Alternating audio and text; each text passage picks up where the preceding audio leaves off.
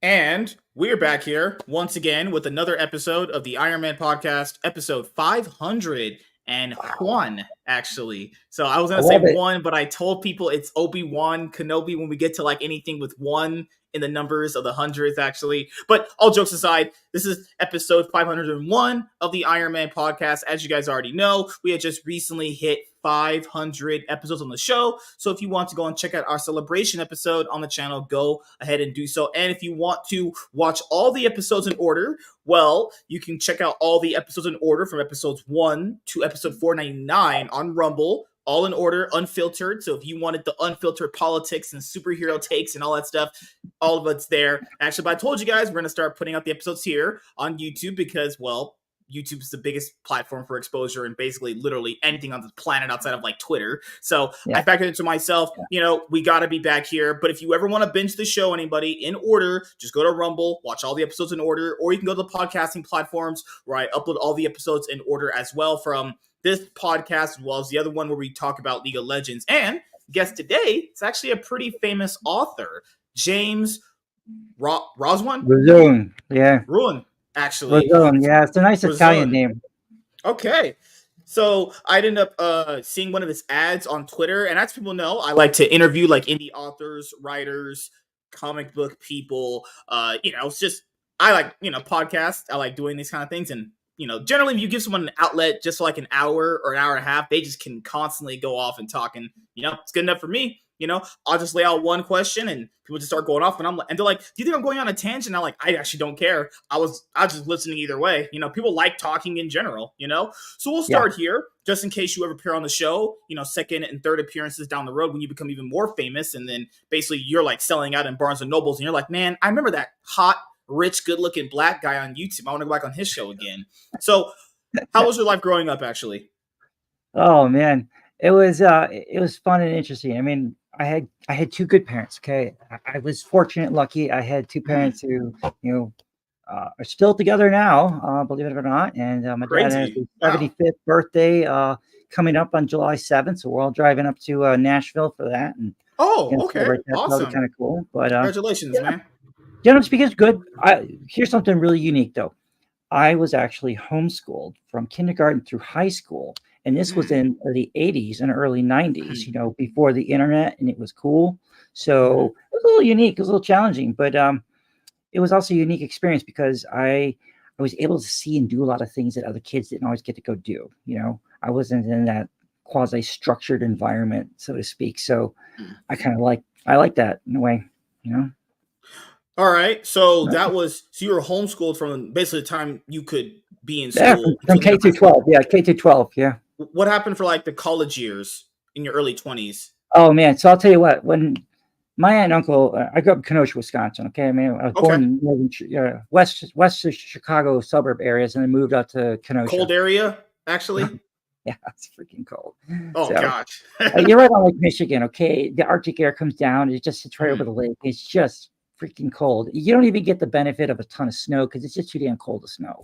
So that sucks.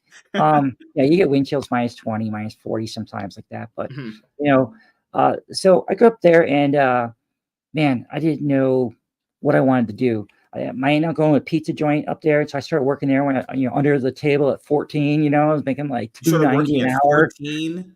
Yeah, I was homeschooled, so I was done with school in a handful of hours. I didn't need to. So they needed a dishwasher, so I started there, and I worked for my aunt and uncle for quite a while. And as I started turning 18, I had to figure out, like, what am I going to do? I'm graduating high school. What am I going to go do? And a few of my other friends were all going to college, and so I looked at the local school, the University of Wisconsin Parkside. It's in Kenosha, and so I did a semester there, and I sucked. I blew it. I was just so terrible as a college student because I had never been in that kind of a structured environment before for school and classes, because I've been homeschooled that whole time, and so I did terrible with it. And as fate would have it, I was on my way to go talk to the Marines and look at joining the Marine Corps, and they were at lunch. I'm kidding you not, they're at freaking lunch, and out walks an Army dude. So he sees me, he starts talking to me about that. And when my parents caught wind that I was thinking of maybe joining the Army, my uncle at the time contacted me, and he was at the Wisconsin Army National Guard. So he was an active duty guy who worked full time for the Guard at one of the armories up there. And so he talked to me and convinced me to join one of the units that he knew a bunch of people in, and do that so I could get some training, get some experience, and then have them pay for college. And so I did that, and it was the best thing I ever did, because honestly, I was lost. I didn't know what I was doing with my life. I was an 18-year-old with just no idea what to do, and didn't have a lot of structure that I think I really needed. And when I went off for training, I was gone for 6.5 months, and came back, a much more confident person, more able to walk into that academic environment and do much better. And so that's kind of what I did. Did the college, and then I finally figured out a little bit of what I wanted to do. You start to figure that out as you get old. It's hard at 18. Forcing people to make a life decision at that young age is kind of hard, because they don't know what they like to do, what they want to do. Kind of challenging. When did you realize that you were good at writing and you wanted to write your own stories? Oh man. Okay. So ironically, when I was in college, I was really terrible with writing, English, grammar, things like that. And so I took some like below 100 level classes my first year, and that kind of got me going. And then I had to take a creative writing class as one of my requirements, and so I did. And the teacher we had there was just great. He would just have you like describe this, describe that, just tell a story about this, tell something about that, and just get you kind of writing generally, and then teaching you how to improve upon that. And while I was not an English major or anything at all, I continued to take some of these creative writing classes, and I generally speaking liked it. The career fields and paths I went down, at first didn't have me doing a lot of writing, but then later on I started doing a lot of writing with that. And then, when I went to Iraq, my first trip, I kept a journal, and there's something my uncle told me and my grandpa had told me when they were both in their wars. They told me, just keep a journal. You'll want this thing when you get back later on in life. And so each day I keep a little journal, little notes on what went on, how things are going, what was going on at the FOB. And that eventually became my outlet. Writing became an outlet for me. And I kind of forgot about it for a little while after I got back. And then I decided to turn it into like a memoir, and I used the journal, turned it into an actual book, published it with a publishing company who just kind of preys on young and dumb people who don't know what they're doing with publishing a book. And they didn't really do much with it. And so, we sold a few here and there. We'd go to, Barnes and Noble once in a while, and it just didn't really go anywhere to do anything. And at the time I was working, I just got out of the Air Force, because I swapped from the Army to the Air Force. That was a whole other, and I ended up going back to Iraq as a contractor for 2 more tours with 2 different companies. And so the writing kind of got put on hold. And then when, gosh, I know, I spent 3.5 years there. How did you know how like truckers are always out, they're never really home, but they make a lot of money. Yeah. How did you deal with that, being away for so long? Because you said you were gone for like 3 years, basically on and off into Iraq. How did you mentally deal with that? It's tough. It is tough, So my wife and we met in 2004, right before I went into the Air Force. I was originally going in as an officer, and then I was going in as an air battle manager, and the Air Force was doing a force restructuring at the start of the Iraq War, so they were still actually downsizing. And so if you weren't a pilot or navigator, they cut all the billets. I ended up losing my officer slot, and so I could go enlisted and keep my NCO rank from the Army and carry it over, which was a very rare thing to do. They made an exception and let me do that. So I went on ahead and did that. My wife and I, we got married after, I think I was in the Air Force for almost a year by the time I got married. And then we were married for, it was like a year and 2 months when I left for 556 day deployment. That sucked. Just gone a long time. You don't have a lot of choice, at that point. You've signed a dotted line. You're going to go where Uncle Sam sends you. We I had a few 3-day weekends in between training before we in our spin up before we went, and then you get your 2-week mid tour. I should have taken that mid tour a lot sooner, man. I don't know. I got this bug in my head that I'll take mine. I'll be the last guy to go. And it's gonna suck, but by the time I go, I come back, I will be out of here in like a month and a half or 2 months, and I won't have to deal with this anymore. And man, I should not have done that because by the time I went on mid tour, I was so thoroughly, fried and burnt out from that tour. That mid tour did not really recharge me at all. This is something I ask people that have been in the Army. Is it a challenge adjusting back to, like, people say real life after you, let's say, retire or get out? Well, okay, so retiring and getting out is different than like coming back from combat zone. So it's really quite challenging. Weird too, because say I joined the Air Force. So I left the Army and joined the Air Force. And when I was in the Air Force, I was in a special duty assignment, as a special duty job as a linguist debriefer, which is an interrogator. And so we went through all the same Army schools and went through all the advanced schools, and then we deploy overseas. And we're deploying typically in joint units. So we're not in a Air Force job per se, it's a joint job.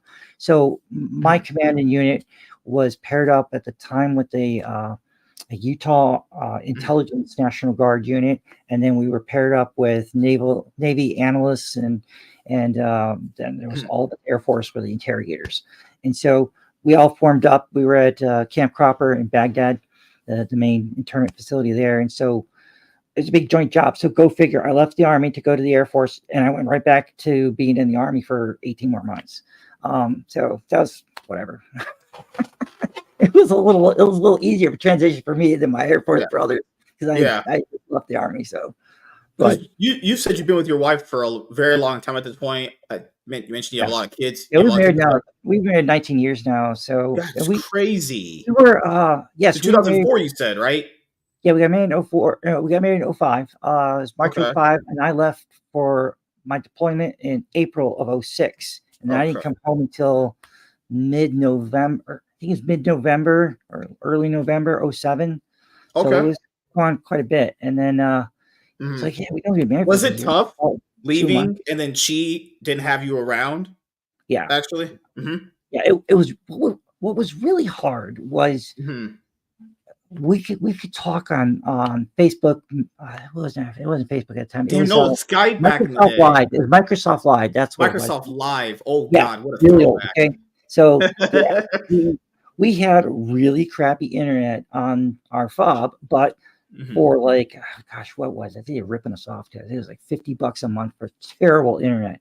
But it was Wi-Fi, and I could get on there on Microsoft Live, and I could have a live video chat with my wife, which was really, really nice. What was kind of bad though was our fob. That's your base you live on. Their forward operating bases. Ours was Fob Striker or Camp Striker. So we were on there, and man, rockets would come in and hit the base. Well, as they're coming in, you'll have this CRAM alarm, and it's like, incoming. It's really loud. Like, it'll wake you out of a dead sleep. And they'll do that a few times, and then you might not hear anything, or you might hear a really big explosion because something hit nearby. And so we're talking, and that thing will go off. And then next thing you know, there'll be a loud wham, and like the computer will jump off the table and fall on the floor. My wife's like, "Oh my God," because she's back here in Florida and she's watching and listening to this rocket attack happening over the computer. So that scene from American Sniper where he's talking on the phone to his wife, and he drops the phone in this massive gunfight, and she's listening to it the whole time like that. It's kind of like that, because my wife and I we talked. There's probably 3 or 4 different times where we were talking and an IDF attack happened in the middle of our conversations. And one time there was no boom. The other times she heard the booms. And so, yeah, that was hard on her, because she actually hear these things hitting sometimes as we're talking. She doesn't know if those things are going to hit you or where you're at, actually. It's so random. I mean, it's absolutely random. I mean, I was walking back from YuGiOh with with my roommate at the time, and there was a rocket came in. The alarm barely went off before the rocket was already in the camp, and it hit the T-wall at just the right angle. And it broke the detonator tip off it, and it just dug right down the side of the cement wall, right into the dirt. And it's just sitting there smoking. It was probably maybe like, I don't know, 50 to 100 feet in front of the two of us. We're like, holy crap! It gutted, because if that thing gone off, like, it might have wrecked our days. Yeah, so things like that. It's so random, dude. So you've been married for a long time, and I'm pretty sure you've seen like people get divorced constantly, relationships don't work out. Why do you think why do you think that's been happening more often now? People just getting divorced constantly more, relationships not working out. Do you think it's like people aren't really cut out for marriage? Do you think it's like an outdated thing? I think the problem is people always want to be right, and people are oftentimes unwilling to admit they're wrong and learn how to move on. You're both going to make mistakes. You're both going to be wrong at times. Right. You got to be willing to accept that you're a flawed person. They're a flawed person. You both are going to make mistakes. But at the end of the day, when you guys get married, those when you're saying your vows, they are in sickness and health until death do us part. If you are really serious about that, you really take that serious, you can't allow the concept or thought of divorce to be an option. Now, obviously, if someone's abusive, you need to get away from that. Yeah, because sometimes some things just don't work out. That's just correct. Yeah. You got to do that. But generally speaking, you have to go into it the mindset of there's no exit clause here. Okay, we have to find a way to figure this thing out. And if you do that, you'll be surprised how hard you'll start to work at figuring some of these things out. It is a give and take. There's going to be times where you guys are going to hate each other's guts. But that's say, you know what? I'm going to walk away. I'm going to go outside and go for a walk. I'm going to try and think about something else. In the case of a lot of veterans, a lot of guys just really struggle with PTSD. They get easily triggered. Something's going on, and their spouse and others just don't understand what's going on. They don't understand the storm that is raging in that person's head and what they are struggling and going through. And if those people if they don't seek the help, or it's not offered or given to them, or they don't find it, it's very destructive. It's hard, They'll get divorced, and they end up, shooting themselves. I've lost more friends to suicide than I did getting injured over in either Iraq or Afghanistan. So, yeah, like there. I don't know if people understand, but there's been plenty of stats to prove that men commit suicide more than women. Generally, as a man, you got to deal with a lot more sometimes. As like societal norms would say, and I don't know. I feel like going through life, just being a man and going through like hardship was just always things that'll make you better and stronger if you can just come out of it. That's how I've always learned how to deal with stuff. It's like you'll get beaten down, you get knocked down, but when you kind of figure out whatever you're trying to do and trying to get past, once you get past that, you feel like, man, I just came out of that. Like I remember I was listening to this Instagram reel. I was getting old. I was like, let me try and pull up some reels and listen to some background mute like audio as I'm editing a video. And this person was like, I can't fail. But his friend's like, but what if you do? It's like, no, I can't fail. As a man, sometimes I think guys don't understand growing up, you can't really fail, because if you fail, then that means basically you are considered like a letdown, and that's not a good thing. Try and do the best thing you can. That, though. So here's the other side of that, though. You should fail fast and fail often, because failure is not a bad word. People got to get that out of their head. If you're failing, it's because you're trying things. If you're never failing, man, you're living a safe life. You're not trying things. You're not being content. You're just sitting on your duff and just trying to play everything safe. If you're going out there, if you're being an entrepreneur or a business owner, starting your own thing, or just anything, you're going to fail at things. Like, you're not going to be naturally a Tiger Woods at golf. Nobody's like that. He got that way because he went out there and practiced relentlessly from a very young age, more than anyone else. And that's how you get good at your craft. It's like with writing, anything else, you get better at your craft, whatever that is, by putting the time into it and just continuing to hustle and work like that. So yes, there's going to be failure. Nobody likes to fail, but you got to keep pressing past those. Failure just means you tried something, it didn't work. Well, let's Yeah. scratch that off the list and go to try the next one. Yeah, and I think a lot of people don't even have to look at it like a bad thing, like you said. You could just look at, what if you didn't fail? What if you just Yeah, stumbled and you just have to work on it to improve to get past a certain angle? Because sometimes it's not even a exactly. failure. Just you're Yep. not good at it right now doesn't mean you failed. Because for me, failure is kind of like quitting something. That's when I would kind of define Yeah. as most like failure. I just kind of gave up on it. I feel You like don't people. lose until you quit. That's true. What was That's it saying in basketball? You miss 99% of the shots you don't take, or something like yeah, that. exactly. Yeah, one of them. I'm old. All these sayings are blowing in my head. Because the thing you said with writing, we can go into that too. Because that's what I've heard from a lot of big famous authors, like yourself. It's like people always say, "How do I get into writing?" As what you said, you just got to do it, and You then you're start gonna be writing. not so good at it, but you just Yeah. got to keep doing it. Now, do you believe most first authors' books are generally always going to be pretty bad? It depends. It's some Mhm. people have a better natural ability to storytell. Okay, so Mhm. there's different ways of I guess of writing. Mhm. Some people are very good at, like, grammatically. They can write a grammatically great book with few errors, no Mhm. spelling errors. It's got like the right character POVs and scene Mhm. breaks, and constructed wise, it's very good. But they suck at storytelling. And you have other people who are exceptional storytellers, but grammatically they need work. Those are the people who tend to do really well as a writer if they're willing to work with someone who can help them improve on those other shortcomings, or they are able to pair up with a good editor. I admit all the time to my fans, I am terrible with grammar and spelling and punctuation, things like that. I'm not good at that. I don't need to be good at that though. I'm better than like maybe average people, but that's just because I've written 35 books. Well, yeah, once you So become a veteran, it becomes, pretty you mundane at start, that point. yeah, Yeah. you don't mess up on certain little things. But the gift though is being able to tell a good story that draws people and keeps them coming back. An editor is an expert who's going to help you fix and clean up that stuff.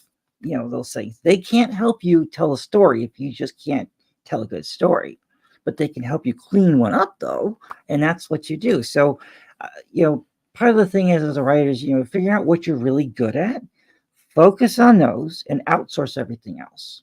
You do not need to be an expert on everything. You need to be an expert on your exact craft, and then you can be okay on some of the tertiary things around it, but then try to outsource a lot of the other minutia things around it, or that you don't want to handle and do because it's just too much time. You don't want to waste your time on trying to become an expert on, you know, all these different social media things. If, say, your spouse or one of your close friends that's going to work on this with you can handle and do some of these things, or you can hire someone to do it for you. If you're earning enough money writing books, because again, your economic engine is the content. If you can keep churning out that content, the revenues keep going up, you will make enough money. You can hire people to handle some of those tasks for you. And then that just helps you speed up your content creation. So since after so you said your first book, I remember what you said earlier in the Mhm. show, that publishing firm you did it through was like prey. Like they would like prey on newer Yeah. Yeah. So for anyone who doesn't know what you're saying there, just elaborate a little bit more. So they So call, do you yeah. mean like basically Yeah. with the So, sales you would get, they would get most of the money, that type of thing? no, so what it is at the time I didn't know anything about writing. Okay. Okay. I didn't know about the whole process. This was back in 2008. Yeah, it was 2008 into early, yeah, late 2008 is when Yeah. we got the first letter that they were going to accept our book and publish it, whatever. So this was an older company called Tate Publishing. They're out Mhm. of Oklahoma. They've now since, I think they went defunct, or they might have been restarted, but they kind Mhm. of prey on people. So what they do is that you can submit your stuff to them, and uh, there's basically you end up paying a certain amount of money for like editing and or well, they sell you a package basically where you're going to be given, Mhm. 500 books, finished books once you're done with it, and uh this is going to be part of the editing, marketing, different things like that. At the end of the day, they're not doing any of that crap. They're just taking your book. At best, they're doing a spell checking thing. There really wasn't any heavy edits to help really draw this book out and turn it into something good. Yeah. Mm-hmm. And then they, I didn't really care for the cover very much. I didn't think it was very good. And they sure as hell didn't offer a lot of options. And I didn't know what else to do or where to go for that kind of stuff. And, this is 2008, 2009. Okay. That's forever ago. It's like 15 years ago. Holy crap.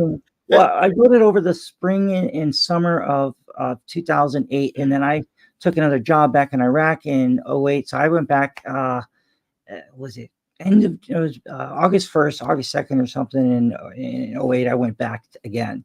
And so while I was over there, I had finished it. And then my wife back home was helping to push it out to, probably like 70 or 80 different publishing houses and agents and all over the place. And then this one happened to take it, but they were kind of a predatory thing. We didn't know at the time. So I think we paid like $2,500 or something for it. Nowadays, people are getting hit for like $2,500 to $5,000. It's a scam. Because here's the thing, you shouldn't be paying anyone for your book like that. They are going to take your book and they should be covering those costs to do that, or there should be some sort of like when your book sales come on, your sales could cover the cost, but that should not be borne by you. Like you should paying that cost. Either the product, the revenue from the product pays the cost, or they pay the cost, but you shouldn't as the writer. So what would you say now to newer writers trying to get their novel published that what would be the signs to stay away from publishers like that? Or do you think that they'll just be or do you think basically that they'll just end up taking it because it's just the first person that'll be able to publish their book? Because I think what you brought up is a lot other authors have brought up on the show, which is like they're so desperate to get it finally published. They finally feel like it's their only shot. It's their identity or something, and they just gotta do it. And here's the truth, though. If that's really how you feel, look, this is 2024. Okay, this isn't back in the Wild West. Like in 2008, 2009, we had no resources, didn't know any of this stuff around. You have Amazon, and you have Draft to Digital, and you have Apple Books, and you have Kobo, and you've got even Google Books. Okay, it's not hard to self-publish your own book. Where you may run into problems is if your book isn't of a certain quality standard. Readers, once they start reading your book, may take issue with that. And unfortunately, you may receive some pretty negative reviews. And I'm telling you, they can be quite hurtful sometimes. But before we get into that, I want to ask you some things because you have an extended profile. So Frontline Publishing is your publishing company. That's our company, yeah. Well, how did you come up with the name, actually? So I came up with the name because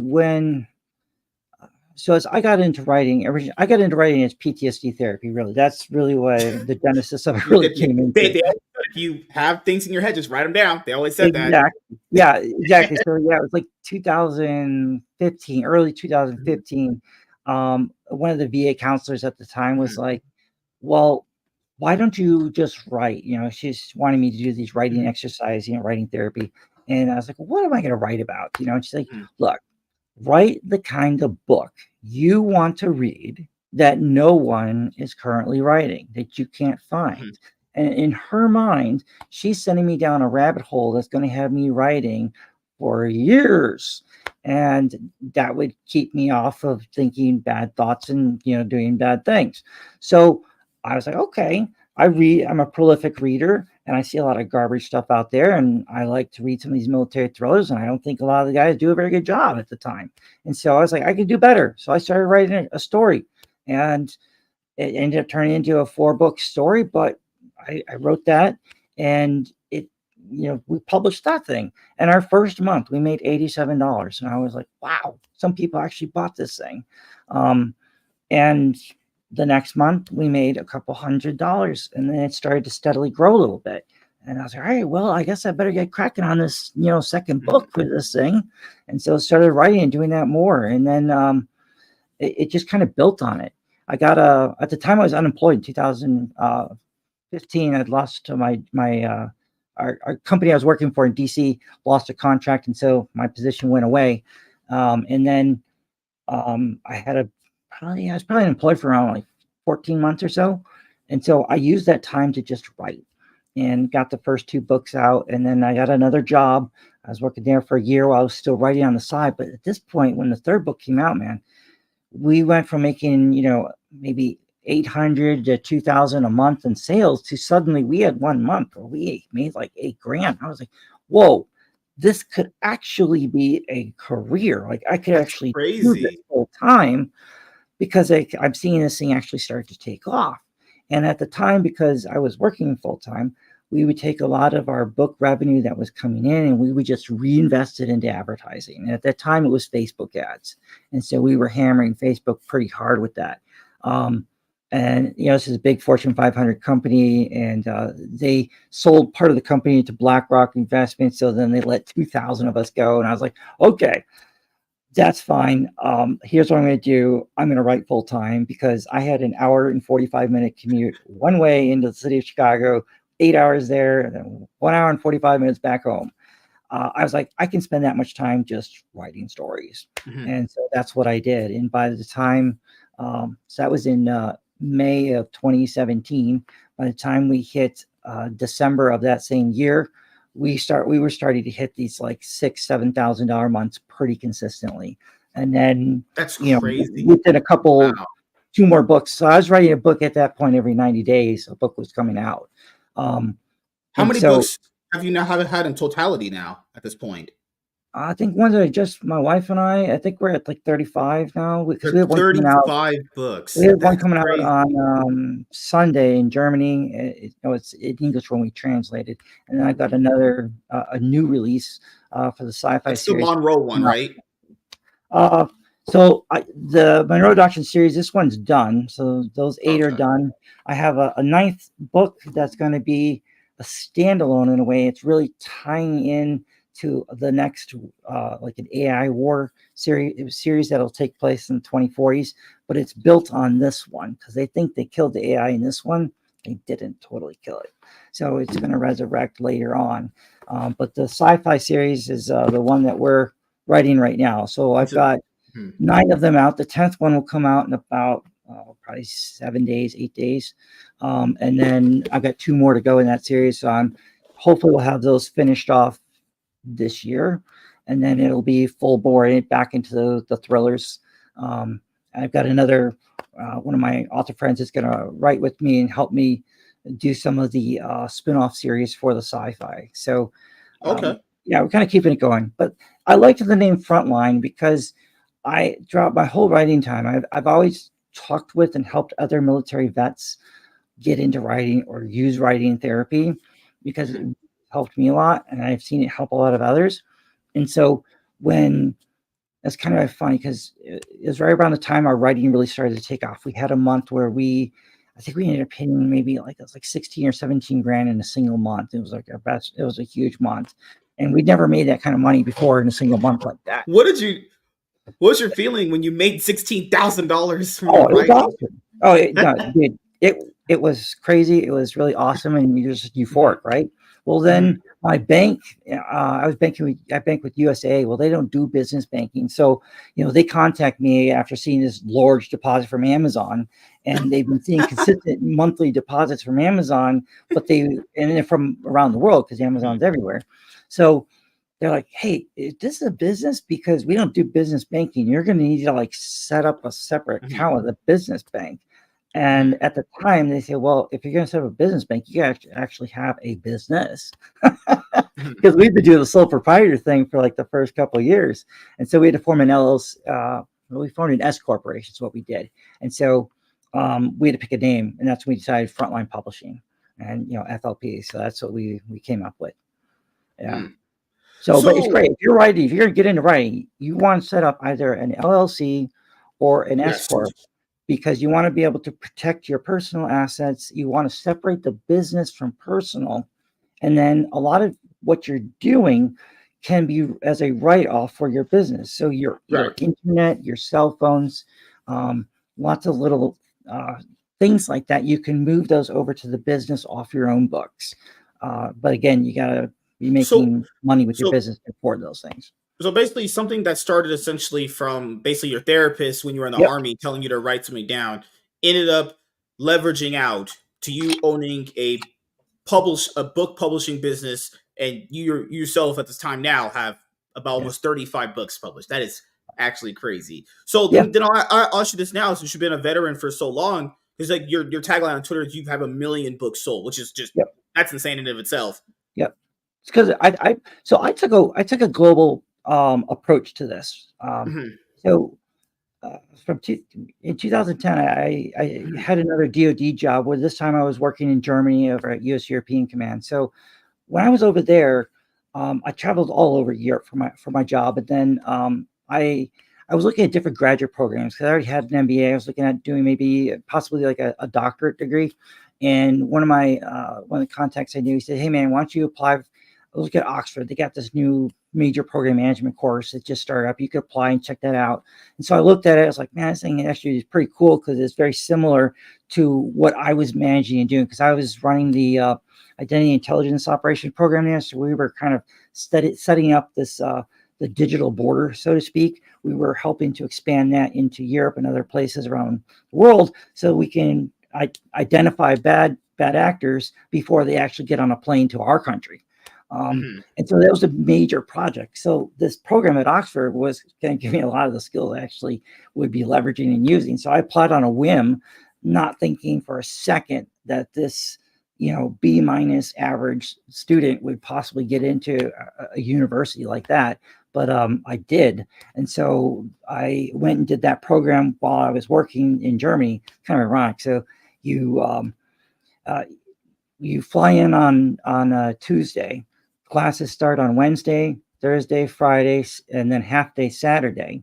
And then Sunday you fly back home, and you do that every 8 weeks. So you do it 8 times for 8 times every 8 weeks. And then you have 6 months to write your dissertation, and then you're done with your program. And so all of that gave me a lot more writing skills and exposure to the international way of thinking. So when I started writing the books, I started marketing our stuff Mm-hmm. in 2017, 18, 19. I said, how do I grow an audience in the UK, in Australia, anywhere that's English speaking? At the time, I wasn't translating other books yet. And so that's what I've been doing. So I've spent the last 6 years building an international presence, so to speak. And that's how you're able to sell a lot more books because you got to think about there's only 330 odd million people in the United States. Well, there's billions outside, and they like to read books too. So I want to try and figure out how do I get my stuff into those markets. And it's been a concerted effort, but we got to the point now where about 71% of our sales are US and the rest of it is overseas. Now it's 29% or so is coming in from abroad, which is really good. I want to get to the point where it's about 50-50 if I can. So Mm-hmm. that really does help because if your sales are slumping in the US, and they're doing really good overseas, well, that can kind of help carry your business and carry you a little longer or get you through rough patches in between releases and such, because it still takes time to write the book. I mean, yeah, I like to think I write somewhat fast. I'm not as fast as some of my writer friends, but we still go through 2 rounds of professional edits, and that does take time to go through the editing process, get those done, get it back, fix all the different errors and things that she identifies, or write a couple new scenes to fill in gaps that she found or fix certain things, and then send it back to her again. The way we kind of keep this process going though is because my wife and I do this together. We're a team on this. Yeah. We You do divide it it with up. your wife? You employ your wife? Crazy. Well, Or she yeah, employs well, you, for me, actually. yeah. But it works out really good because you delineate jobs. She's going to do this. I'm going to do that, and that She really just helps a lot. you did she do more of the marketing or you do more of No, that? I do the market. I did the majority of the marketing, and Okay. then probably about 70 to 80% of the book. My Mhm. wife handles a couple of storylines and characters in each of the series, and Okay. then Okay. he is the interface with our editor. So when it goes to our editor, it's my wife and our editor who are working together. Mhm. I only get involved if there's a question on acronyms or a scene, or I need to explain something better or write another scene or something to help fix things. That's the only time I get involved in the editing process. And then I usually will see the book maybe one time before we actually upload it to publish it. And that's it. Because at that point, I'm already on to the next book. Yeah. So while book 10 in this series is going to release, well, it's coming out before the end of June. I'm already probably about 30, maybe 35% into book 11. So, when it goes to the editing, I already start the next one. So that's, my wife handles that half, and that's how we keep the machine going, so to speak.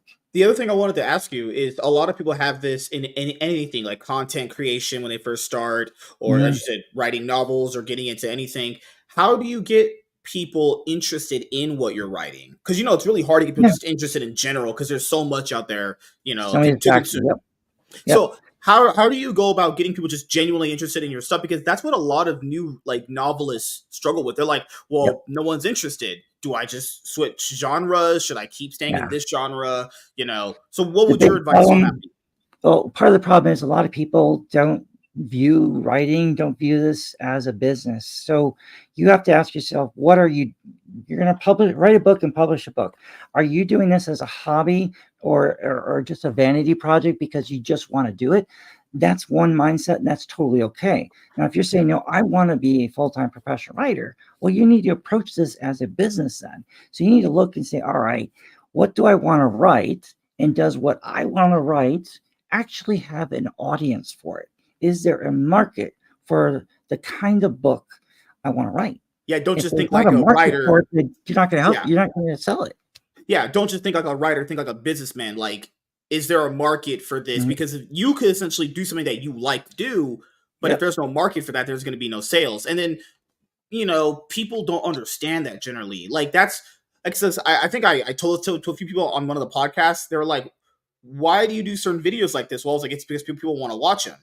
That's why I do them. I like doing them, but I also like doing things that people want to genuinely watch, because that means you would give me more of your time. A lot of people don't understand that. Videos nobody wants to watch. Then the question is, why are you wasting your time continuing to make more videos nobody wants to watch? Right. So you have to figure out, well, what's the niche. It's like, for instance, there's been a handful of YouTube channels that I've watched that are, they're military essentially. They used to talk about different hardware and this, that, and the other. And, I liked it because they talk more in depth about specific pieces that I write about sometimes.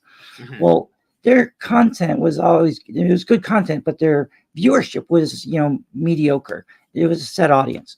Well, when the Ukraine war started overseas, they started covering a lot of that. Well, the minute they started covering a lot of that, their view counts went through the roof. And next thing you know, hundreds of thousands of followers, because they're actively covering the Ukrainian war. It's ironic because let me see here. So, you got a big shelf. Holy crap! I actually wrote this book back in 2017. You were ahead of the time, actually. That was going to happen. You were a little ahead of the time, actually. Oh yeah, no, I mean, like I saw this whole thing unfolding and happening because I was in Europe in 2014 when Maidan and everything else kicked off. So I mean, I kind of know what was going on, and so, when I was going to write this series, it's 6 books. I wanted to look at. I was a big fan of Tom Clancy's Red Storm Rising. I thought that was a really good book at the time when he wrote that in the 80s. And I said, well, how would that translate to right now, though? And based on all my experience working at UCOM and in the CENTCOM AOR, I was like, all right, well, I think it's going to roll where it's going to go from like Ukraine to Korea to Taiwan, the Pacific, and back to Russia and China. And so that was the series I wrote, was about a giant war. And the setting was originally Ukraine, but really what we were setting up was we had the Russians and the Chinese were collaborating together on how they were going to instigate this war. And this was going to be their chance to knock off the superpower US and kind of like knock out NATO. And then they would have this, we called it like techno-communism, because it's more about like market-based communism, because that's really what China is doing these days. And, we looked at that and said, well, I think that they would use Korea. They would use the stuff going on in Ukraine as a way of just zapping and depleting our ability to fight. And then once that's kind of down, that's when they would sucker punch us and hammer us, and we wouldn't be able to really respond. So, there was a big demand for that, though. People were hungry for that kind of content, for that kind of book. And so we just kept writing more of it because a lot of writers don't write that stuff. They like to write the cool Navy SEAL, Green Beret, badass little unit like that. And that's great. But I'll tell you, there's a lot of people very interested in reading about big wars because they like seeing the strategy. They like, the way I've always seen it when it comes to like a business sense is generally if you give people that and you grow an audience from what people like want to watch or listen to or read about, then when you're like already big enough, you could at that point you could do whatever you want because you're already big enough. You're gonna have a set audience, like you said, that'll just kind of like anything you do. A lot of people do it backwards. They try to create an audience out of like nothing, and then they'll be like, well, where's the audience? It's just the way people work. I honestly do wish it worked the other way, but it just doesn't. It just doesn't unless you get really, really lucky, and that's you just have to lucky to the right thing. Unless you're gonna be the Twilight writer and just basically write like teenage fan fiction and just basically become a billionaire. Just be a romance writer. I mean, does your wife like that stuff? I heard women are more into like romance novels and stuff like that. Women are, and that's just not how my mind thinks. I'm not wired quite that way. So for me, it would be really hard to just try to write that. But I'll tell you, man, that is the #1 genre worldwide. I've got a handful of friends of mine who do write that. These gals are absolutely amazing, and they just crush it.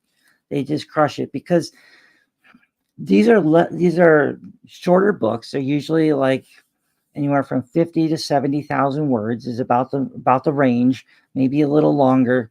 They're just a little easier to write because it's just stories between this gal and this guy and the different dynamics that are happening. And a lot of it is very similar. There's a lot of similar tropes. It's a lot of similar stories and settings. They're easy to churn them out, so to speak. And there is such a massive audience who just devours these books. They will read a book a day or a book every 2 days. And when they are done, they're going to like go to the next book and say, you're a romance writer and you've got 10 books. Well, they could read your entire library in 2 weeks. And Taz, well, I only like shoujo mangas. Does that count? Actually, shoujo is the female version of what the shonen jump. That would make sense. Yeah, absolutely. Like the anime stuff over in Japan and Korea. Holy cow, that's huge. I mean, there's all kinds of. It depends on the demographic audience targeting. Yeah, and people always say, how do I get girls into this stuff? Just write stuff girls are interested in. Like you said before, if you're gonna do that with guys, do it the girl way. If girls are interested in romance stuff, create romance stuff. Girls just eat that stuff up. No matter how much they say they hate it, they eat that stuff up. Like, what was the thing back in the day? It was a word. It was 2 words. Chick flicks. Yes. Women love chick flicks. Yes. They'll talk about them forever. It's emotional stuff that they're trying to feed and draw and it's just life's kind of tough. And so reading a romance novel is kind of an escape for people. And guys, women like that, some guys like that. Some guys really like, they like reading about these battles and different things in conflicts, and that's the way their mind thinks and works. Or maybe they were in the military, and so they like reading about stuff that still connects them to, what they view as better days or their nostalgia times or whatever.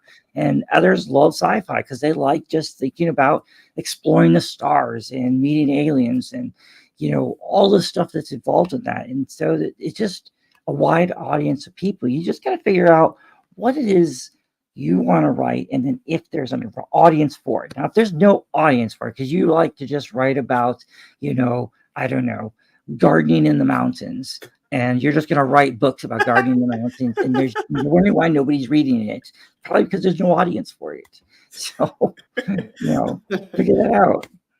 So the other thing I'll ask you is, when because you said the criticism part a while ago in the show. It's hard. That can be brutal.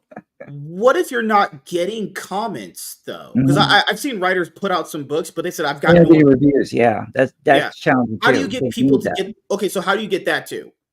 Okay, so well, first off, what a lot of authors fail to do is they fail to ask for reviews. You need to you should be proactive in asking for them. Mm-hmm. Now, some people will go ahead and give reviews. I want to say the ratio is either 100 books to one review or 70 books to one review. It's pretty paltry, actually. Mm-hmm. So when you see a book that's got 5,000 reviews or 10,000 reviews, that's been read. A lot of people have read those books. The other thing is just building up a reader base. Okay, so when you have a core audience and create pages, you gotta have like either a Facebook page or some kind of online page where you have this in your book at the end, like the end section of your book. Encourage people to follow me on this, follow me on that. Yeah, join my mailing list, join my group page here, be part of the action. And so, like in our case, I say I need characters for the next book. Go ahead, post your characters below in the comments, what characters you want.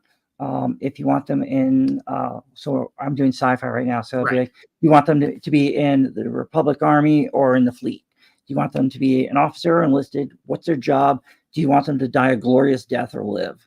And I'll get 100 responses there. Well, I have a big, broad list of names now I can use for characters, and they love it because now they're getting to see either their name or tribute name for their grandpa or dad or one of their buddies that's in the military, and they share that with all their friends and family.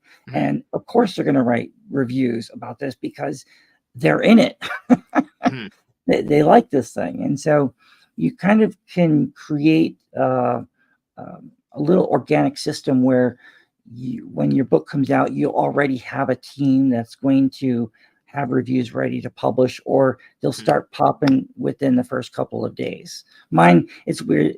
Amazon sometimes will either be really quick in posting them, or I'll have a book out for like 3-4 days with no reviews, but then the very next day there'll be like 50 of them.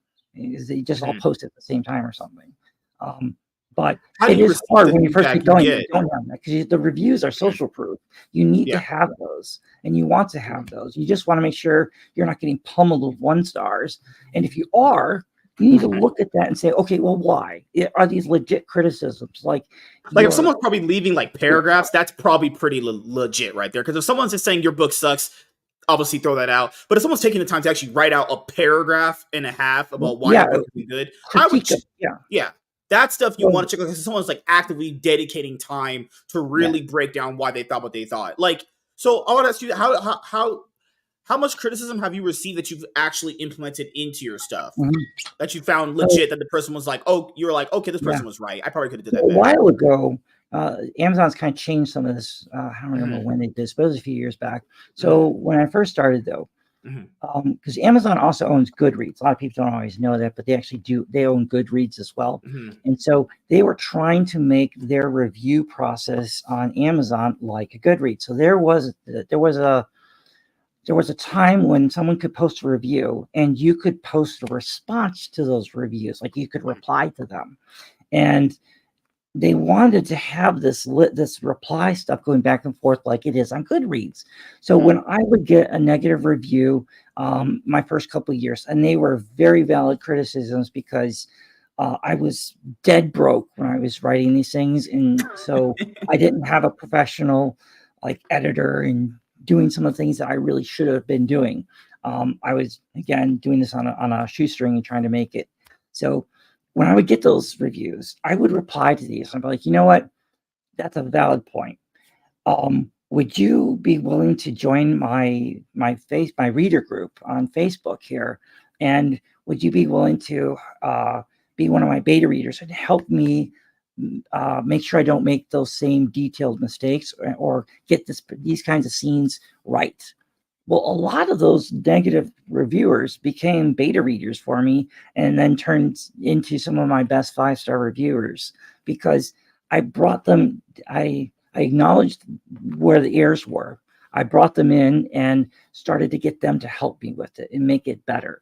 And so that's a really good way to take the criticism in and then turn it into something good, because they're taking the time to write it out. They obviously cared enough to do that. Maybe they'll care enough to possibly help you get those details right. Because at the end of the day, guys who read these books and gals that read it, they want them to be good and accurate. Mhm. They want them to they don't want you trashing their service or their unit because you can't get any of the details right.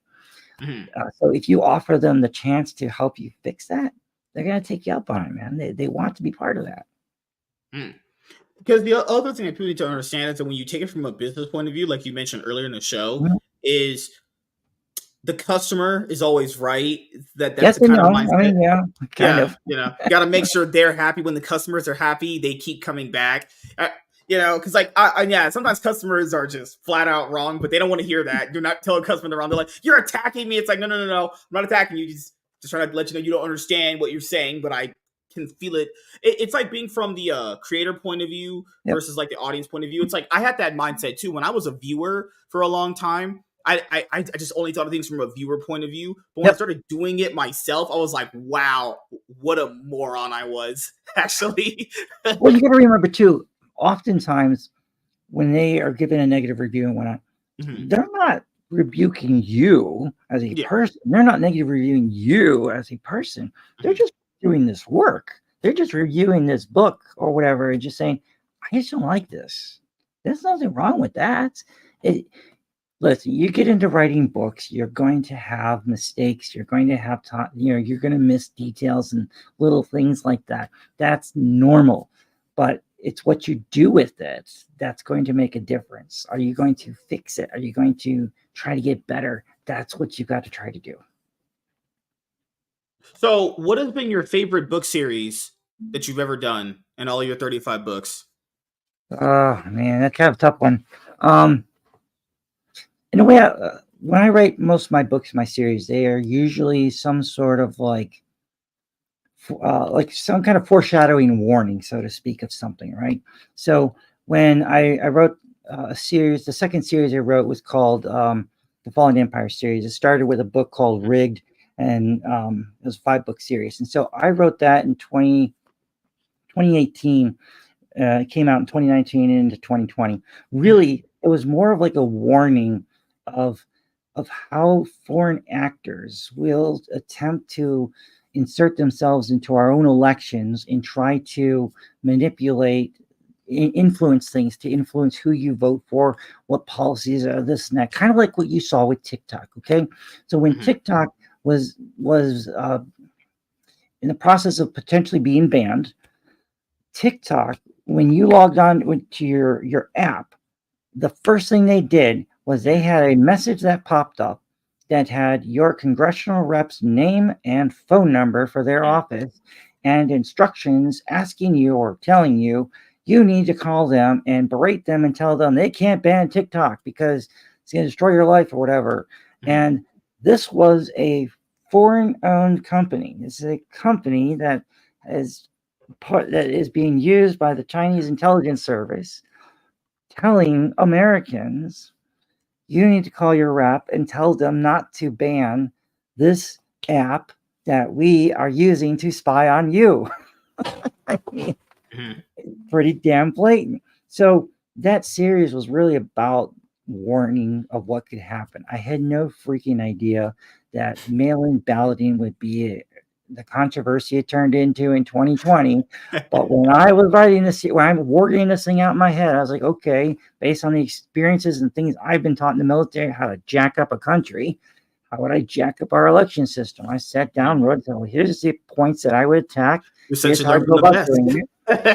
Yeah, I mean, you saw it happen a few times, so I mean, it's not hard to figure out. And between like deep fakes and then the different types of like groups, like you could take an attack scene, film it from 2 or 3 different angles to Mhm. somewhat make it look different, and then through selective editing, you can take that video and target it at, say, like a group that's like a white nationalist group, and Mhm. get them all riled up. And you can then take the same attack but a different angle and target it towards like an Antifa group or, another different ethnic group to get them all riled up. And it's really the same attack, multiple different angles, just engineered and targeted different groups online to then cause the whole thing bubble up and explode.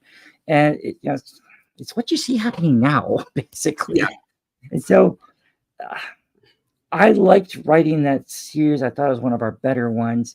Got really hit hard with reviews. It wasn't our best-selling one. We pivoted pretty quick to like the sci-fi because I needed a freaking break after that series. And so I imagine the reviews on that one were unpleasant. I mean, the reviews are like, here's how the reviews were, man. This is when you've hit like a good, like you really are doing good as a writer. Yeah. When you can get a back-to-back 1-star review where one guy says this is like, MAGA catnip, and the very next 1-star review says this is Antifa left-wing bullcrap. Diametrically opposite spectrums here. It's the right and the far right, both hating you at the same time. But when you're writing characters, if you've done a good job of creating these characters to where they truly represent the attitudes, feelings, and emotions of the character you're writing, you should choose these people. Because if you're going to write a Russian soldier or an intel person, that character, that person better think and believe and be a Russian. That means they're not going to have the same perceptions and agree in ideas and opinions of America that you and I would who live here. They're going to look at you and they look at us and think you're whatever it is, but that's the whole point. The characters have to be real. They've got to be authentic. And when the characters are real and authentic, you're going to make people mad sometimes. And that's not necessarily a bad thing. That's storytelling. The storytelling should be able to grab you emotionally and do that. And if you're not doing that, you're not the best writers of all time that people recognize and at least know by at least name, they've invoked emotion out of people. Yes. That's how that's what I've also learned doing this a lot, is that if you invoke emotion out of people, that's when you're getting a reaction. That's when you're getting engagement. Okay. When readers read a lot of books every month and year, so they read a ton of books. The question is, what are the books they remember? What are the storylines or characters or plots that they remember a year or 2 years later? That when you were able to make that kind of an impact, that's good writing, because now they still talk about it. They'll still go back and read it. They'll read your next book because it was that good the first time. I have a friend of mine. He writes under A.G. Riddle. I really like his style of writing, because he writes very complex stories that are like layers to an onion. You're constantly unraveling to figure out where it's going next, so to speak. I like that kind of storytelling. He's really good visual description. So when he has a new book come out, I buy it. I can remember a lot of the different details in his different books that he's written 5, 6, 7 years ago, because they were that good. That's what I strive to do myself. And when some of my readers will say, I read 100 a year, but yours are one of the few that I recall vividly, because the characters were really authentic and good. The feeling was great. That's good, and part of that authenticity comes just from some of the experiences I've lived and had. When I'm writing a military scene for one of our thriller series, or even in the sci-fi series, when I have a battle scene and these guys are in the thick of a fight, and there's bullets bouncing off the armored vehicle, or there's the sound of a rocket or a missile streaking overhead before it explodes and rattles everything.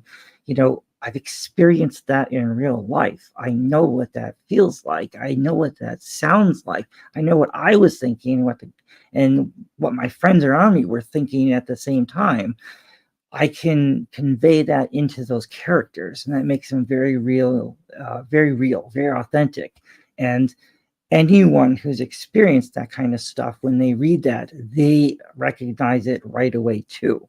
It hits them, because they go, whoa, that brought me right back to when I was in this firefight in 2005, or sometimes it's real intense. I actually put it down for half a day or a day because it brought them back to some of these different locations or things.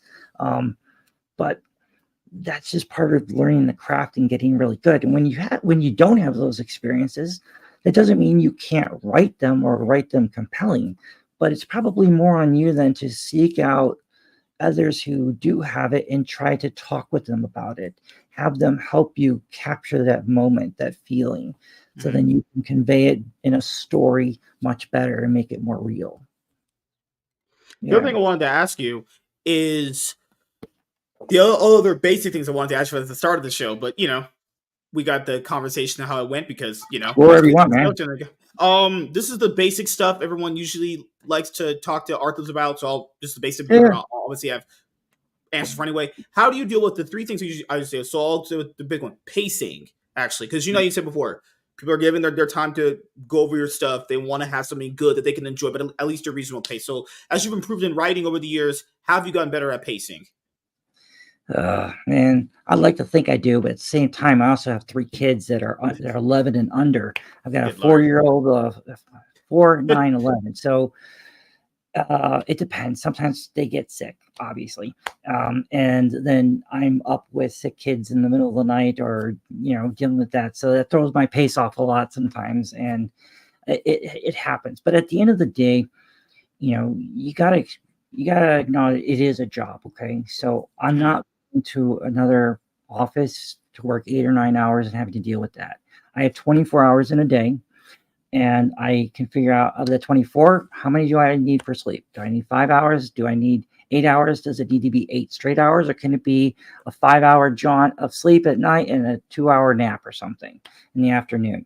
Because you're dealing with kids or whatever. So you have time. You just have to figure out how you're going to allocate time. So pretty much from like 4 o'clock till 8 o'clock, I don't do any kind of work stuff. I just kind of shut down and stop to spend time with the kids before dinner. Just unwind. Yeah. And then, from like 8 to 9, my wife and I would just kind of catch up on things, or maybe we might watch an episode of Top Chef or something. I don't know, whatever she wants to do. I haven't watched that in forever. Holy crap. And then we'll, then I usually go back to work sometimes. So, ironically, I get some of my better writing done between the hours of like 10 and 4 in the morning. I don't know why. Probably because nobody's around to interrupt me. I can get like 4 or 5 hours of just straight, concentrated, focused time with no interruptions, and just do that. But the other challenge is, as a business, I find myself, as I've gotten bigger and sold a lot more books, and I find that I sometimes have less time to write because there's more to do. There's the business side of it just starts overlapping the creative part of it. Yeah. Big time, because there's more people contacting you and messaging you and paying sending you submissions to write for your company too, I imagine, right? Well, no, we don't take submissions and things like that. We're not trying to expand out beyond what we do when we do our mentorship with some of the vets. But the thing is, it's like a lot of readers they'll reach out and ask questions, or they want to know more about this or that. And I really do try to respond to as many of these as I can within a minute or two, and try to handle that. So, I don't like to leave a message hanging for 2-3 days. It can sometimes there's more there, sometimes there's less, and so, and then you've got all the different social media platforms, right? So you've got Facebook, you've got X. Those are pretty much the 2. I don't do anything on TikTok. Going to get banned at the end of the year, people. So that's coming. Get ready for it. Well, I'm not the guy. I tried doing the whole YouTube Shorts thing, and I'm just not the guy for that. I like other people when they do them. I'm just not the guy that does that. I just can't do it. It's just not my cup of tea. My creative adventures are spent doing this. This is where I get my. I thought about doing more of the YouTube stuff. Look, I don't have time to figure out all the editing stuff for the YouTube channel stuff and trying to make it look nice and whiz bang, whatever. And then the other part is like, well, what do you want to talk about? I mean, I could sit here and talk a lot about the Ukraine war and analyze a lot of that stuff and talk about it pretty competently because of the jobs and positions I've worked. I know a lot how that crap's actually going on and working. But I'm better off putting that time and energy into writing books, more detailed, better books, and kind of focusing on it that way. Now, that said, as we are now working and using a lot more translated works, we're moving a number of our series. Both of these series are now fully into German. What we've been doing is we do have a German YouTube channel. And now what we're doing is we're taking these books and we're once they're narrated, we're uploading them directly onto YouTube, onto our German channel. So what we do is basically it's about an hour of content. So I think somewhere from like 1 to 3 chapters for one video. And we upload those daily on a daily basis. And I've got 18 books between those two series right now. So I've got a lot of content, probably for like once a day for half a year or so. That's going to continue to get uploaded. And that's a way for us to reach another audience that we normally wouldn't reach, is through YouTube German channels.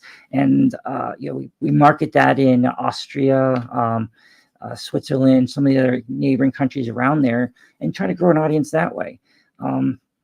But yeah, the pacing is tough, man. At the end of the day, you got to figure out, like, is like Monday going to be writing Monday, and you just block off the time and don't do any other activities, and then you just hammer it out. I personally like to try and do a word count of between 2,500 to 3,000 words solid a day is what I try to do, whether it's writing in the book or writing like a couple of blog posts that I've been starting to do on like future modern warfare type stuff. I really like doing that kind of stuff. So it's trying to pace it out. Yeah. I mean, then there's also travel too. My wife and I are working on a Taiwan series. We pushed that one back to do another one in front of it. But last year we went to Taiwan for 2 weeks, and we traveled around the entire country. We saw every possible invasion point that the PLA could come in, whether from sea, helicopter, or paratroopers. We went, saw a number of the major air bases, the port facilities. We talked with the former commandant of the Marine Corps, a couple of guys who used to run some of the Navy SEALs and their version of Navy SEALs, and interview different people in the country, a lot of people we interviewed in the country, and ask them a series of questions about how they feel about this. What if this happens? What would you want your government to do? Or what would you do if your government responded this way, or X, Y, or Z happened? Just to understand from their perspective how that would work. And from doing that, we came up with some pretty unique ideas on how we want to write that series, particularly how we're going to engineer certain candidates to come to power. Like, what would be a scandal that could change an election in Taiwan is not the same thing that would do it here in the U.S. True. And as an American, I'm going to think like an American. So I need to kind of travel and talk to locals, and more than one or two, to be able to kind of pick up on that perception of how they would view it. You know what I mean? I think my job in the military, when I was doing as an interrogator, really helped with that, because as an interrogator, you needed to be able to you got to be able to get inside the mindset of this sick human being and kind of understand from their perspective, if you're able to, in order to be able to get inside their head, so to speak, and get the information you really need to extract. And that requires you to be able to show some empathy and understand these different cultures and different people. It's very difficult, challenging, but having done that and then really mastered that when I was working in Europe, doing some of the other intel stuff there, where now you're in foreign countries and you're I will say places like Europe are, or various places in Europe, it could be England, Paris, France, anywhere. They are very nationalistic. They definitely rep where they're at. I think that's something America could learn from, caring about where you came from, and like the pride of your country. Well, you're talking about the nice places in Europe, okay? That's not where I was going. I'm typically going to like the Balkans. So you're going to like those sketchy areas you probably shouldn't be in at night. I'm like in Kosovo, I'm in Serbia, I'm in Bosnia, I'm in Croatia and Albania and Armenia, and those up those areas like Armenia, Georgia, Azerbaijan, they're all on Russia and Iran border, or all those other areas. These are not exactly like the nicest places. I mean, I remember when we were driving from Macedonia from Skopje all the way up to Sofia in Bulgaria. And so there was one stretch through Bulgaria. We were driving, and I look in this small town here, we're passing through it, and like there's donkeys pulling carts in some of these places, and like really rural, we have Amish in our own country here, Mennonites, right? Well, there's big chunks of the country in some of these places that are still kind of like that. So it's just interesting to see. It's very cosmopolitan when you get into the big city centrals, but when you get really far out in the hinterlands, it's pretty rural out there. So it's just different. Well, man, it was great having you on for the first time. Actually, yeah. Definitely plenty of more stuff I would love to go over, but before I have too much time. Yeah. You're always just so busy. I told people before, setting up these one-on-ones with certain people, it's not that it's hard, it's just more like time consuming because people gotta have family, kids, they go for the kids to go to bed because they could be going fucking nuts. You don't have to keep screaming when the podcast, because that'd be like there's audio and there's people don't want to hear people screaming on their podcast. So the last few things I'll ask you, the first thing for the other two. Yep. Villains make so that's the way. I have time. You're good. So villains are a big problem for people. People don't like vague villains. There's always like just run of the mill villains. How do you go about creating your antagonists throughout the stories? Actually, yeah. So when I typically create them, I try to write them. I try to put myself in that person's head, in that person's position, and I try to see it from their perspective. So because I'm writing big war conflicts and things like that, so when I'm writing the Chinese characters, right, I'm writing it from their perspective, and they're looking at the situation and saying, all right, we don't like the West having military bases around us because we feel like it's encroaching on us. So if I was them and that was happening to me, how would I respond? And so I create the scenario, and then I have them respond in the way they would, just as the U.S. would do the same thing. For instance, if China was setting up a naval base, in what's it, Tampico, Tampico, how do you pronounce it? In the Gulf of Mexico, right? It's not that far from Brownsville, and we've got our own naval facilities and stuff down there too. We probably would have a problem with the Chinese setting up a naval base there.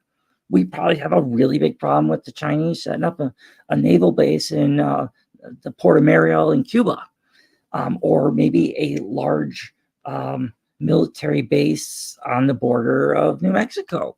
And, say they have 40,000 troops down there with a bunch of tanks and everything else. We might have an issue with that. Well, why would they not have an issue if we had established something like that really close to them too? I'm not saying that I'm not justifying or Putin's invasion or what he did. I understand why he did it. That doesn't mean it's right, but I understand why he did it. Because right now you have an American tank battalion, it might even be a brigade at this point, that's less than 200 kilometers from St. Petersburg. That's not far, and because you got the Baltic states right there. And so they're part of NATO. So we position NATO forces there to act as a buffer and let the Russians know they can't walk right over that. Well, at the same time, you have very large formations of combat power that is less than 200 kilometers from Russia's second largest city, St. Petersburg, a very cultural big city. So would that make them nervous? Probably. It would make us nervous. But we're there because they've made a lot of their neighbors nervous, especially in light of the Ukraine, where they just rolled right in. So now you're in one of these little situations where it's kind of a staring contest between the two. But again, your villains, they need to be real and authentic villains. It's who is this person going to be? How depraved do you want them to be, basically? I want to say shout out to Dharma Mouth V. Thank you for the $2 Rumble rant. He says, "Hello, fellow Rumbler. Hope you are having a great day and even better weekend. Have fun." Thank you, thank you, Do thank any of you. your Rumble people have questions? I know my wife. I think they've been setting up a Rumble account and doing some stuff. Yeah, I don't know what that shit. Rumble is probably one of the like Twitch and all those other places. Like YouTube is so easy to technically grow compared to the other ones because there's just a big audience there. Rumble is the one that is.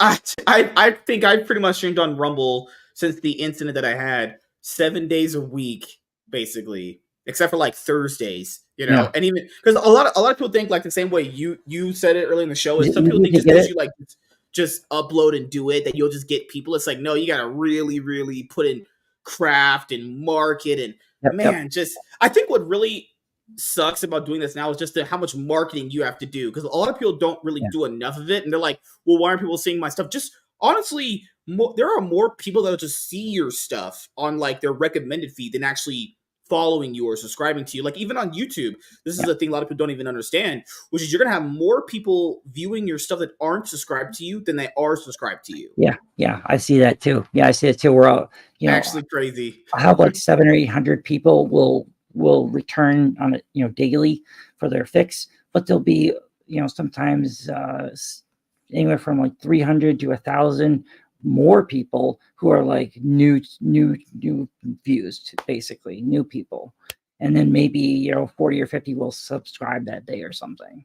But yeah, it's like any other enterprise though, and I've seen it where if you say on YouTube you want to build that thing out, if you do it right and you get the content and build it up, you can turn it into a pretty good little engine for you, revenue driver for you.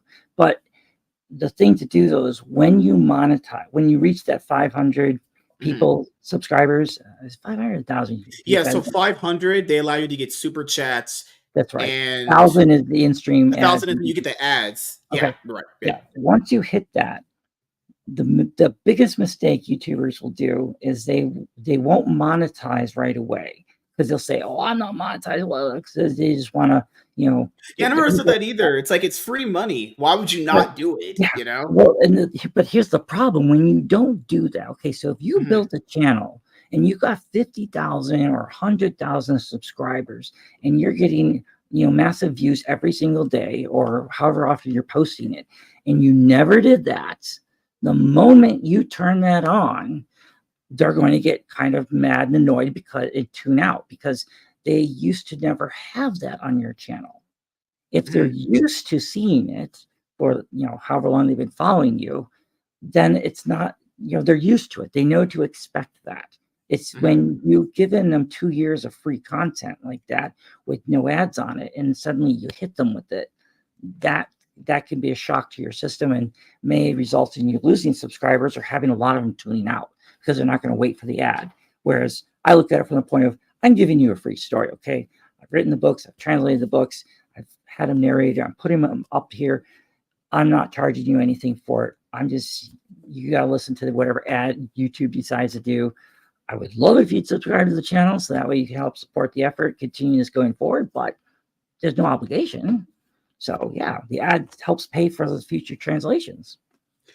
One of the last things I'll ask you here before the other one is: do you have anything you want to shield to the audience that you're working on? Actually, that you would like them to know? Actually, any big projects you got coming on in 2024 besides the first book that was Monroe's Rising, right? It'll be the Monroe Doctrine. It's like a novel. It's like kind of a tie between the other series and the AI series, AI War that we're going to do next. So this October, we're actually traveling to Istanbul, Turkey, to go to a defense expo over there because Bayraktar they're a very large drone manufacturer in Turkey. They've created an unmanned combat aerial vehicle. Basically, it's a jet that's going to be a complete drone. So in the past, we've had fighter jets turned into drones, but we haven't had many purpose-built drones to be fighters that are either autonomous or flown by a human operator with VR glasses and such. Turkey's got a company that's actually built these things now. They're putting them into mass production.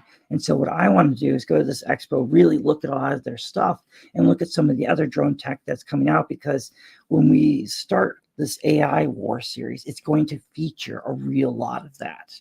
And where I see the future of warfare going is just as you have in Ukraine, where they're using those first-person piloted drones, the FPV drones.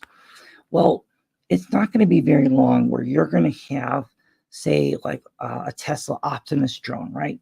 They're going to have this drone, and you're going to have a soldier wearing a VR headset, or kind of like the metaverse, so to speak, where this drone is going to be wearing a full, body armor and a combat loader, or it'll be an armored drone carrying its combat equipment, and you're going to be able to have this thing go into battle, operated by your soldiers who are hundreds or thousands of miles away, safe where they're at, but they're going to be operating these machines in a battle. And that will happen at some point. It's a matter of when will it happen and who are going to be the ones that introduce it first, because that's a game changer. Because imagine if, China has this technology and they introduce it first and they really start to master this. Well, they could throw 25 or 50,000 of these drones into a fight. That's going to be really difficult to take them out. And it's going to be a matter of, okay, well, are you able to intercept signals and jam them so they can't actually operate them? Or are these things also able to be put into a semi-autonomous or autonomous mode? All you do is geofence in on a map where they can operate and essentially have a kill library. Anything matches this, you're authorized to execute. Or if it doesn't, or like here's a list of things you can't shoot, and you just let them go free range. That's the future of warfare. That's where it's all going to go. And so I want to go to this conference, and there's another one next year we're going to check out to kind of see more of this tech and where it's at, because that's what I'm going to be weaving in a lot more of into the next big series. Yeah. And the last thing I'll ask you is there any shout outs you want to get to anyone in particular, and anything else you want to say before we head out? I just have the best wife in the world, who is my, she's my soulmate, my partner, my business partner with all this. So, wouldn't be able to do it without Makes her. her. Pay your health insurance, actually. God, that's a whole nother story as a business owner. Yeah, right. That's a whole nother. That's another 5-hour show right there. Yeah, it's expensive if you own your own business. Let's put it that way. Yeah, you know what's crazy is someone said it. Is that basically it's all fun and games to when you have to pay money on your own taxes or something like that. Yeah, and you start seeing those taxes. It's like, oh, I want to make all this money. It's like, sure. Once you start doing it, you go, holy crap, that's a lot of taxes. Yeah, you suddenly aren't in favor of taxing the rich because you are the rich. And, yeah. What is the rich? Well, the rich is anyone making more than me. Well, how much do you make? Well, I make $14 an hour. I'm like, oh my God, dude. That's not rich. Yeah, that stuff we'll go over on the next time when you're on. It would be great to go over because, from a business point of view, a lot of people don't see those things. I think there's a lady, I think her name was just called me and saying she wanted to go over like certain business aspects too, like LLC stuff, like how to set up one, how to run it. You want to talk about like the business side of writing? We could do that too, because you really do need to know that about like establishing like lines of credit for your business so you can draw money when you need it, business credit cards and which ones to get, because some have points. Like I use a Chase United card, and so we rack up airline points with that. And that's awesome, because when we went to Taiwan, we had enough points that we were able to go first class the whole flight over for free. All we paid was like $38 in taxes, and we had those tickets like that. So it's a business. You're going to have natural occurring expenses. Run them all through a credit card that gives you bonuses for exactly what it is you want. If you want to travel, your job is going to have travel. I know I'm going to be doing research trips around the world. I want to fly in a better seat than in a coach seat for 40 hours. Then, I want mileage, But you also need to establish a credit for your business. So if it's an LLC or an S Corp, you have an EIN number, just like a social security number. And that needs to get credit. That number, that social security number, needs to establish credit, just like a person. And so when it does, then you eventually, you work your CPA, you have your finances and stuff. You can then go to banks and you can get business lines of credit where, say you need a $50,000 line or $150,000 line of credit. All that means is it's an open-ended loan. You don't have to draw the money. But if you need to draw $50,000 to cover an ad buy for the next 4 months, you can do that.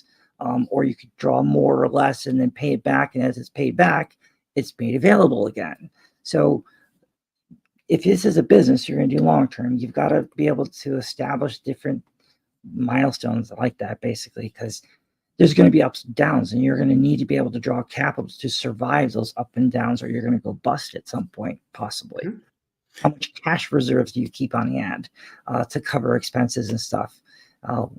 Things like that, A lot of people don't always think about that, but you really need to if this is going to be the stage you're going to be paying your mortgage and feeding your kids with, Yeah, those are things that you have to kind of start understanding. Like, I think the best way I was told to people is if you do things for a hobby and you get kind of like fuck all results, like they're like whatever. I think people need to understand there's a difference between when you take something serious and you have actual results versus I was kind of just doing this as a hobby and I just kind of just got whatever. Well, that's kind of what it is, though. If you take something really seriously, generally speaking, the best people that have been successful, when taking something seriously, they've seen the results, right? It takes a lot of time, a lot of effort, and maybe some nights. There's going to be some sleepless nights, too. Yeah. Yeah, and look at it this way, okay? If I start writing the book, let's say it's January 1st, I started writing this book. And let's assume it took me 2 full months to write the book. It takes another month for it to go through the full editing process, and then it's right. So that's 90 days. You've done that work for 90 days, and you haven't earned a dime from that work. You had to pay for a cover. You had to pay for 2 rounds of editing. So you're probably about $4,000 to $5,000 in hock for that book, plus whatever you're paying yourself in salary for those 3 months. And mind you, you have not earned a dime from that book yet.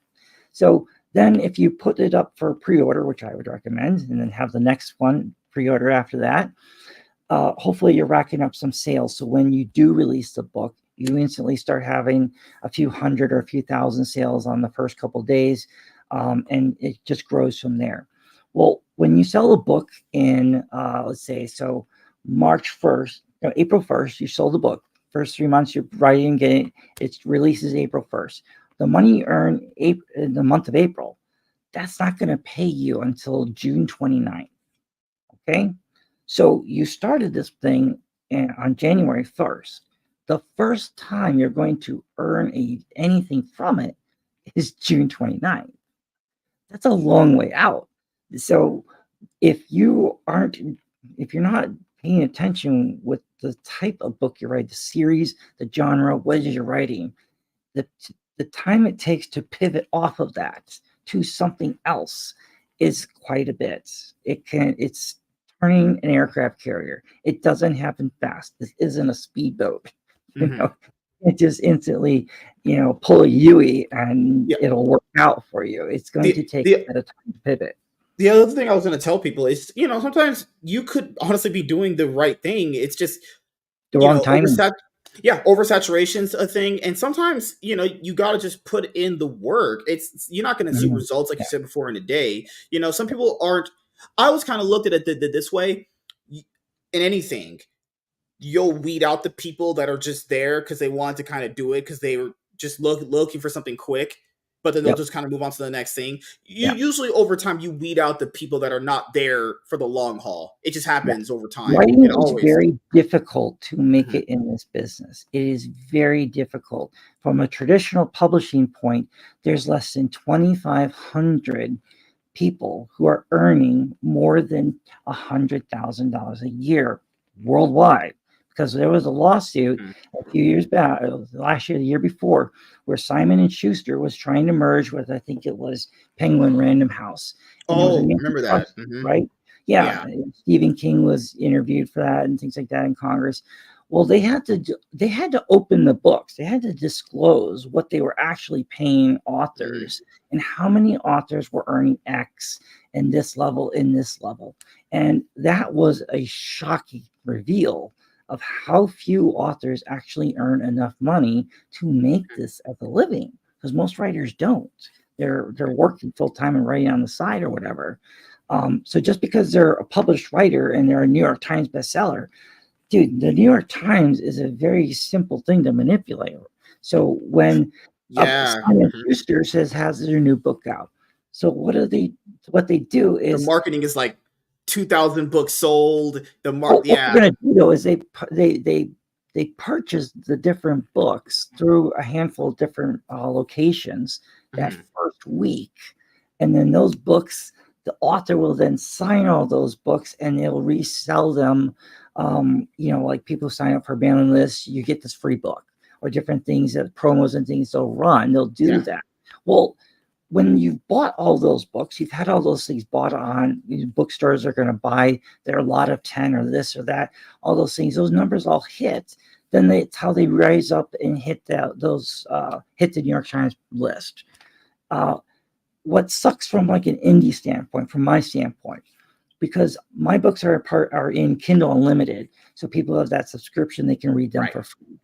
Because I'm in there, my books are exclusive to Amazon, and because I'm exclusive to Amazon, I can't compete to be part of that list, because you have to be wide on that list. Well, also, as you probably know from like the New York bestsellers thing, as you probably would know, because I've heard other people tell me this too on the shows, it's kind of like just like a stamp of approval from people that like you. Yes. But it also doesn't necessarily mean they're selling that many books. Yeah, that's what the public. But that's the thing. No one understands that, dude. The public thinks that. The public thinks like New York Times bestselling book means you must have made millions. Well, sometimes it's only like in the 20 or 30,000 books that are sold.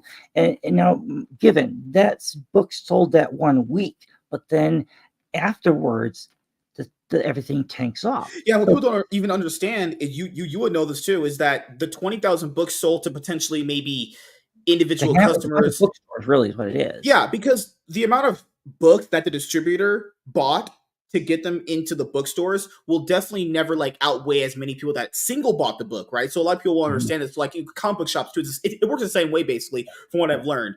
Like you could say like 10,000 units sold. That doesn't mean to individual customers though. That meant to individual bookstores. So that book that you just talked about, the random whatever book, that book may have sold 20,000 copies to maybe individual people, maybe. But those stores have boxes, stacks full of those books that they haven't sold. Example. Two of the great examples. Okay, so when Hillary Clinton wrote her memoir, remember Costco. She was doing Costco. Well, they bought 250,000 copies. Right, I remember that. Yeah, books and things like that. So you hit the bestseller list. And then when Don Jr. wrote his own book, the RNC bought hundreds of thousands of copies, and then he hits the list via that way too. So it's kind of a manipulated thing. It's really not necessarily real. It doesn't mean that they're selling a lot of books beyond that 1 week. Because, for instance, when you go to like, say, Amazon bestsellers for military thrillers, right? So say Jack Carr has a new book out and it comes out and it hits number 1 or it's in the top 5 or top 10. It'll be there for maybe about 4 to 5 weeks, maybe 6 weeks, and then it's gone. 2 to 3 months later, you don't see any of his books in the top 100. They just fall off because there's no more sales made during that period.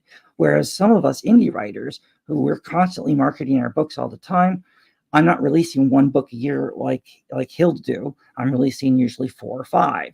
I may have 6, 7, or even 10 books in the top 100 every week of the whole year.